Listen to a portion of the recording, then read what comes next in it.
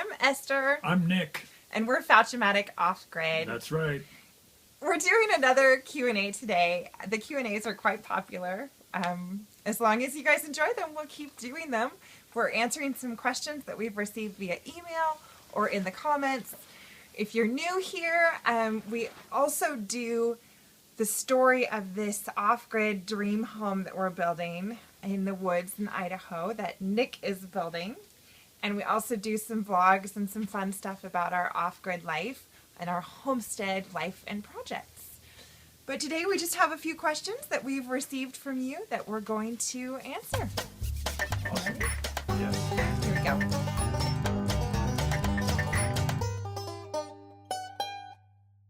Number 1. This is in an email from Matt. If you don't want to answer this, I completely understand, but it has been racking my mind. How do you two get alone time with so much going on, kids, close quarters? So awkward, right? Awkward?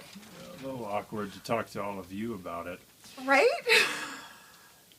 But the short answer is it's not really that different from, any other living situation.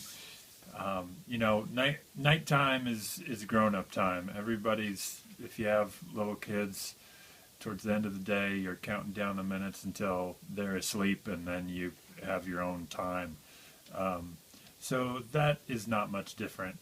Close quarters, that is a little different, but not probably different than any, ways that people have lived in the past. Yeah, we're doing okay. I mean, I think that's, people are ingenious. You find a way.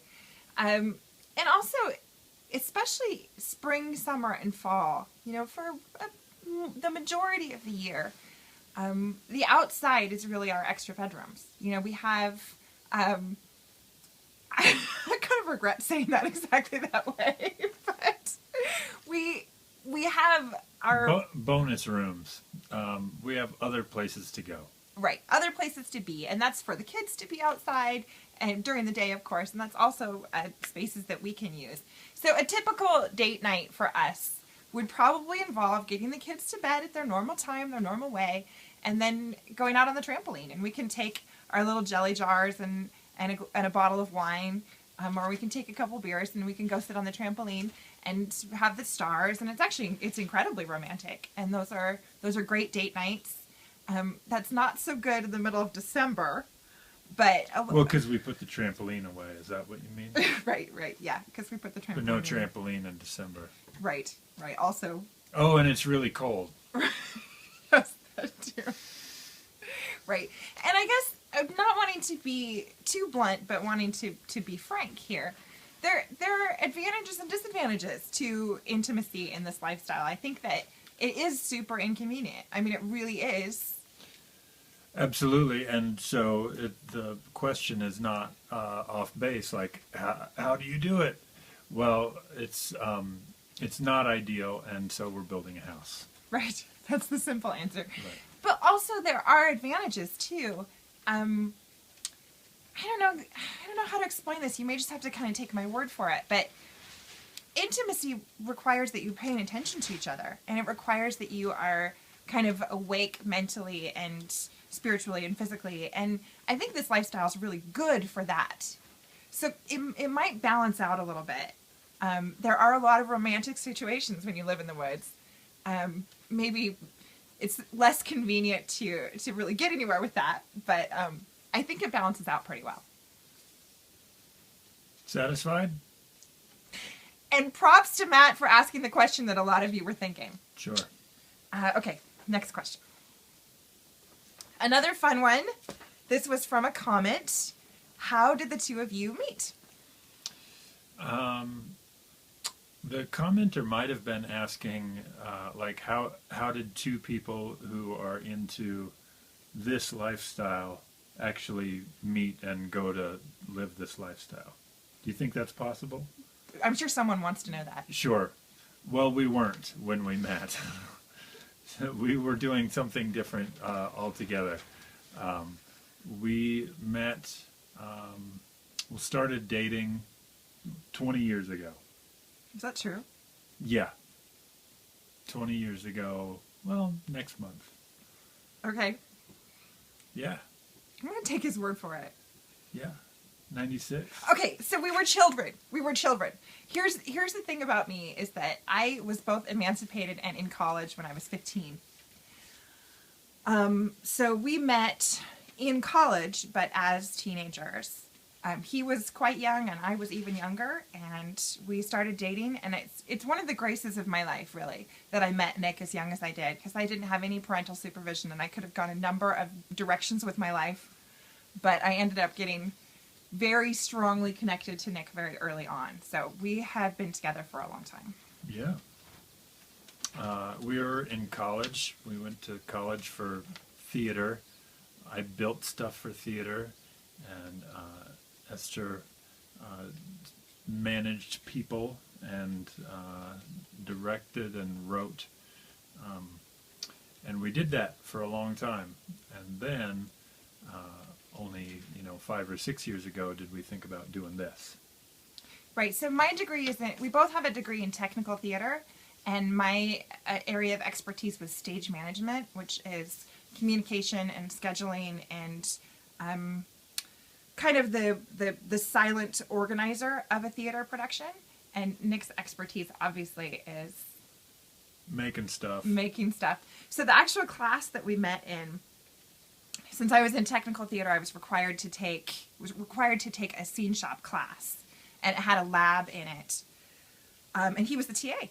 He was the handsome 19-year-old TA. He was kind of already running the place, even though he was only a sophomore, because he was already really talented. So he was telling everybody what to do. And it took a little hitting over the head to get him to realize that I was interested. Yeah, I was focused on other things and like building things. He was so busy building things that I couldn't get his attention. And generally just kind of shy in a way, in that I didn't put myself out there in ways that I didn't think I was going to succeed. So, but I did succeed eventually. Right. So we moved to California together. We did theater for a while together. Our story kind of fell apart. We were on the fast track trying to have an amazing life by whatever the standards of the world are, and we couldn't keep it up and kind of fell apart. And this story that we're in now is our second shot at it. It's a second shot at our relationship, second shot at our marriage, and we don't regret any of our theater time, any of the time that we did doing theater, and it was all a really good time, but it wasn't sustainable. It wasn't the best, most meaningful life we could have. Right. So there's your story. Apologies if that was a little too romantic or too personal, but some of you were curious about that one too. Okay, more and more. All right, here's the quick one. Where can I get a hat like the one Nick wears in the wintertime? There's only one of those hats because it was made by her. Okay, so it's really simple. It's crochet, and I'm pretty sure it's all half doubles.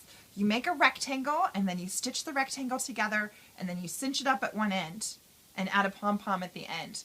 I crocheted with cotton yarn and 2 pieces of yarn together to make it nice and thick, and used shades of tan because of sawdust and grease and things like that. Right. So it was originally quite a bit brighter than what you see in the videos.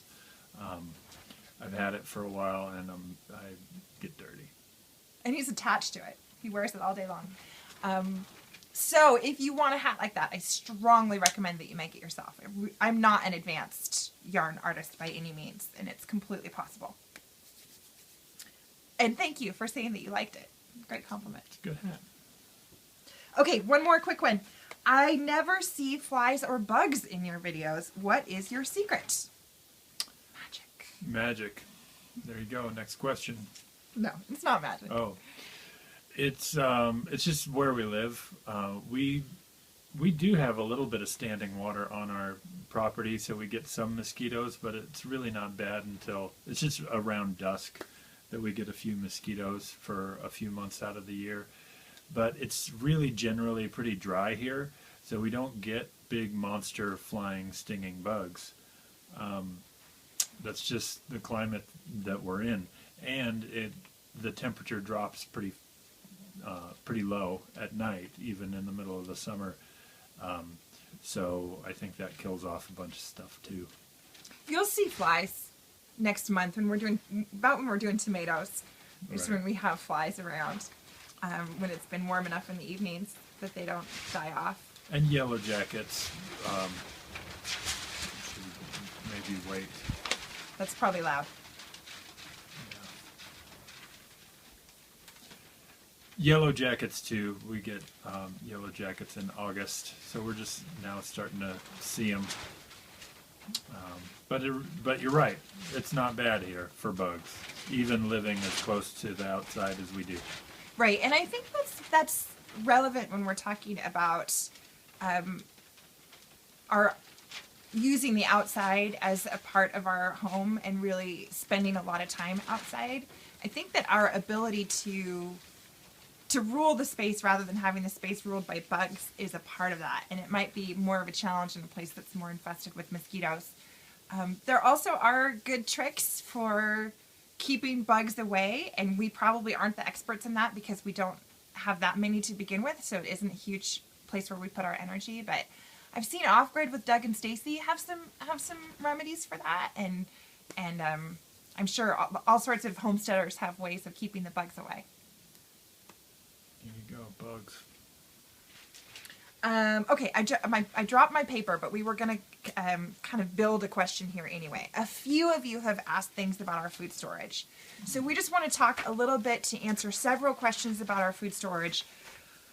What is it for? How are we doing with it? How much food is it going to be? Stuff like that. Where do you want to start? Well, so in our current situation in the yurt, we really just don't have a lot of food storage. You've seen us do canning videos recently, and that is because in the house we will have more space for canned foods, and so we want to build up our stock of things on the shelf. In the yurt, though, it's just really tight. So we have tried different things, boxes behind the counter and under beds and all sorts of stuff. And you could get creative with that, but we just haven't really bothered in the temporary situation to invest in that. So in the house, we have a few different plans. We're diversifying our food storage plans. One is we built a little bit of a cellar underneath the bathroom, which is, it's dug into the earth, concrete walls, and it'll have a thick insulated door, and that's where we're going to keep the majority of, we can keep root vegetables down there, we can keep canning jars and stuff down there, but also in the kitchen design there's a lot of open shelving where we will see all of our canned food in their jars. I'm really excited about our kitchen design. That was actually something we shared in our last Mountain Dream home, but we didn't get into too much detail in it because we're still working it out. But I feel excited that we're making a kitchen that's different from any kitchen we've ever lived in. We're making a kitchen that is precisely directed towards what we want to do with it. So it's going to have a lot of bulk food storage and open shelving for jars, and it's just going to be set up for a food storage, bulk foods kind of life. Yeah. So I'm excited about that. Some of us are very concerned about cataclysmic events of various kinds, but whether you are or not, it makes practical good sense to have a lot of food around and to store it well and to know how to store it and to take good care of it. So we do it for financial reasons, for practical reasons, for efficiency. Right. So we're shopping less. We're I don't know. we put less thought into what we eat each day because it's right there. We don't have to, draw out a complicated meal plan and then go all over the place getting all the stuff. We have the things we like. They're right there. They're available and plentiful, so we don't have to spend a lot of energy going to get it or make it or anything else. Right. And over the last few years, we haven't been a good example of this because, as Nick said, there wasn't a lot of room in the yurt and it was frustrating. We did do canning projects. We had our tomato sauce, we had our applesauce, we had jams and things, but we didn't have a full functioning food storage. But we have had that value for several years, even before we moved out here. And it's my conviction that if you want to raise your family on whole foods and ditch all the prepared foods and snack foods, you kind of need to do some kind of meal preparation in advance and snack preparation in advance, because otherwise, you want to take your kids swimming and you come home from a day out and there's nothing in your pantry and you need to start from scratch, and that's exhausting and stressful and will turn you back to the grocery store. Right? Absolutely. Or even just being able to do as much work on the homestead as we're trying to do in a day. Mm-hmm. You don't want to instead become a professional cook. Right. So it's really helpful to have canned treats. We just did peaches, and we're also going to do some pears and something that you can pull right off the shelf and put right in front of your kids because you've spent the whole day doing. Well, what's funny is that it's circular, right? You spend the whole day canning, and then you need canned goods to be able to feed yourself. But I think the whole lifestyle really hinges on having some food storage. Right, and an upfront investment in labor.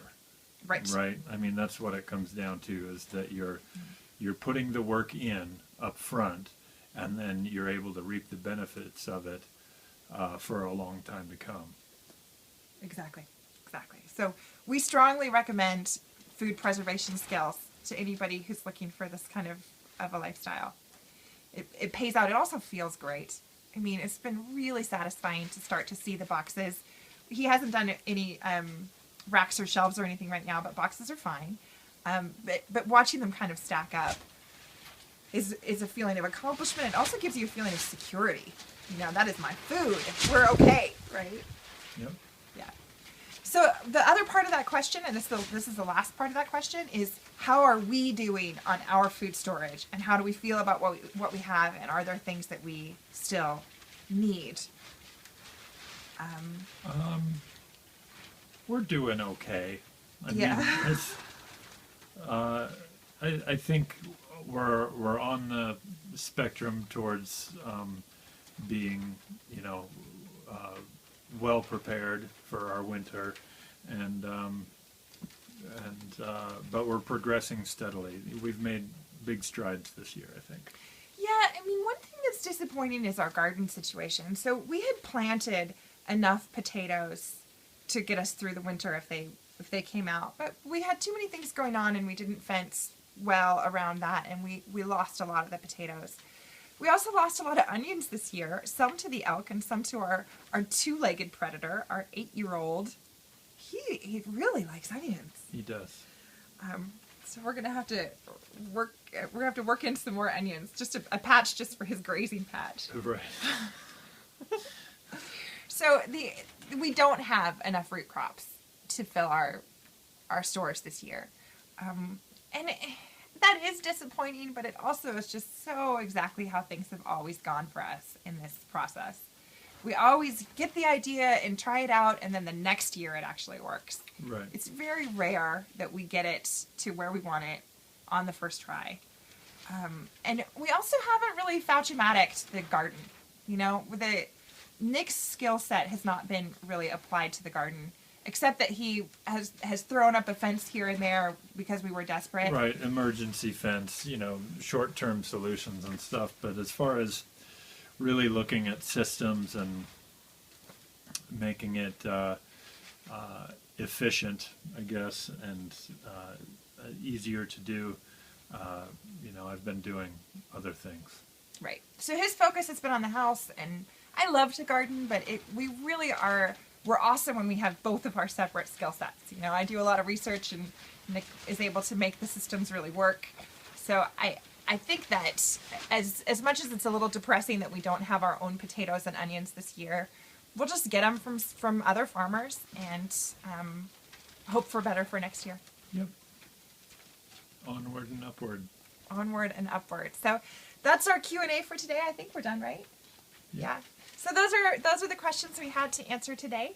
Feel free to give us some more if you want, and to let us know how this is working for you.